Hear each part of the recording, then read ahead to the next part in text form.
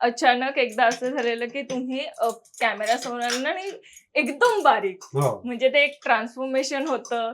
So तेव्हा बारीक होण्यासाठी जे काही सुरू होतं, तेव्हा काय काय खाल्लं जात होतं sir? एक तर काय झालं, मुळात ठीक त्या आहे, एका तेवढं फिल्मसाठी मी 8-10 किलो कमी केलं. कमी केलं होतं. आणि त्याच्यानंतर हे फूड पॉइझनिंग प्रकार त्यातली झाला. पण एक आहे अगं. त्याच्यात परत वजन कमी नाही, झालं. असू दे, त्यामुळे ते काही एकदम नाही. आपण ग्रास्टिक एरवी करतो. हे झालं आणि शरीरातलं जे काय फॅट होतं ते सगळं फॅट निघून गेलं. आता ॲलर्जीमुळे खूप गोष्टींचं लिमिटेशन्स आहे. त्यामुळे त्या सगळ्या गोष्टी परत हे व्हायला एक डॉक्टरांच्या सल्ल्यानुसार 1-1.5-2 वर्ष तरी जातील. पण जेव्हा डाएट सुरू होतं, तेव्हा काय पद्धतीने जेवण तुम्ही बनवायच्या घरात? आमचं ना डाएट फूड पेक्षा ना होम कुक फूड वरती जास्त भर होतो. म्हणजे बाहेरनं काहीतरी प्रोटीन पावडर्स आणायच्या त्या खायच्या, त्यापेक्षा आपल्या जेवणामध्ये जे काही प्रोटीन आहे किंवा जे काही कॅल्शियम आपल्याला मिळतं, जसं काही राजगिरा असेल, नाचणी असेल, या सगळ्या गोष्टीतनं त्याचा आपल्या रोजच्या जेवणामध्ये कसा अंतर्भाव करता येईल. नाचणीची भाकरी, सॅलड. आणि वाटणाचं आता आम्ही खूप कमी केलाय प्रकार. म्हणजे, मुळात आम्ही कांदा खात नाही.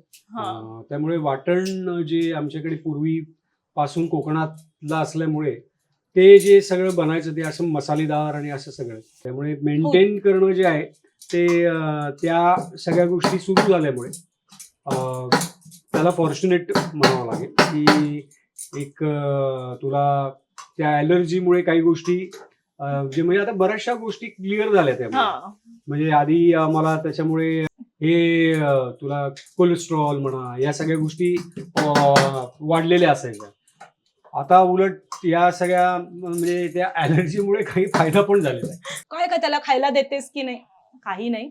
व्यवस्थित 2 वेळचं घरचं प्रॉपर जेवण. आता बाहेर जेव्हा असतो आउट स्टेशनला पण तेव्हा मी शक्य बाहेर नसतं. पण घरचंच जेवण. हा. आता मी फॉर एक्झाम्पल परवा मी पुण्यात होतो.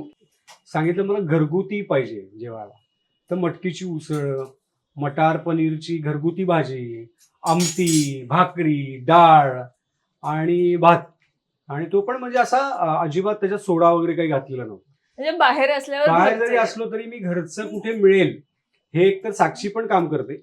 मी बाहेर कुठे जाणार असेल ना तर ती तिकडच्या खानावळी आणि काय काय गोष्टी शोधून मला पाठवत असते व्हॉट्सअपला की इकडनं तू प्रिफर कर. तुझंही तसंच असतं?